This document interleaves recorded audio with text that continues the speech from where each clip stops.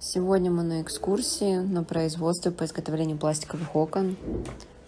Отсюда ваши изделия едут к вам домой.